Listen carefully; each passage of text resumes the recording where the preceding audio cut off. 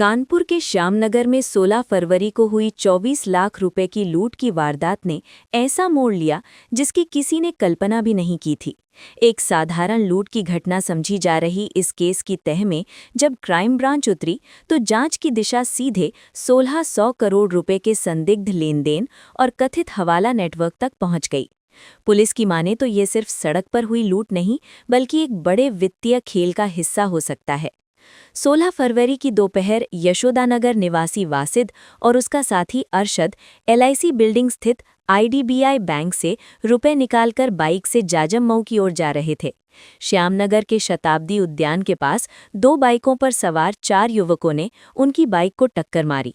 पहले विवाद हुआ, फिर तमंचे की बट से हमला कर उन्हें घायल कर दिया गया और रुपयों से भरा बैग छीन लिया गया।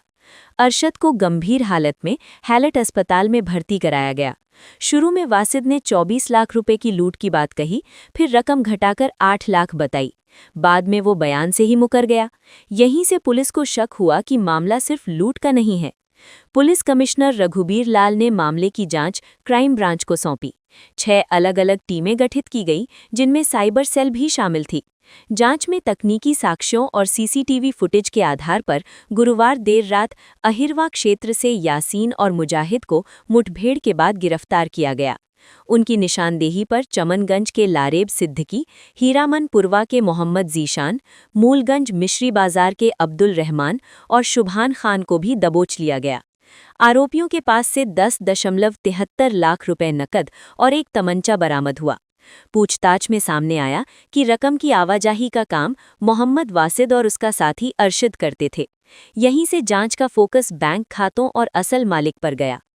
जांच में पता चला कि जिस दिन लूट हुई उसी दिन जाजमऊ के टेनरी कारोबारी महफूज के खाते से 3.20 करोड़ रुपए निकाले गए थे।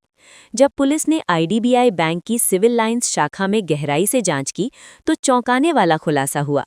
2023 से 2025 के बीच 14 खातों से लगभग 850 करोड़ रुपए की निकासी हुई थी। ये सभी खाते जाजमऊ स्थित शिवांग टेनरी से जुड़े बताए गए।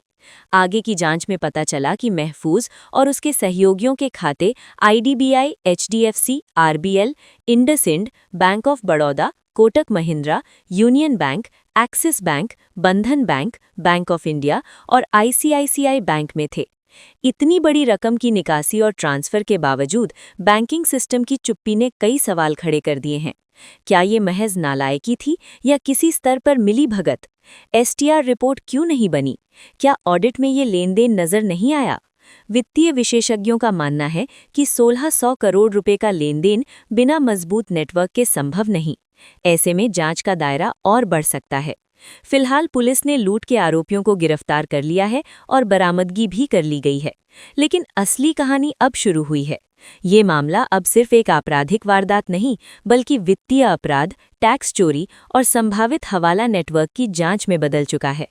कानपुर की इस घटना ने ये साबित कर दिया है कि छोटी दिखने वाली घटनाओं के पीछे कभी-कभी बड़े खेल छिपे होते हैं।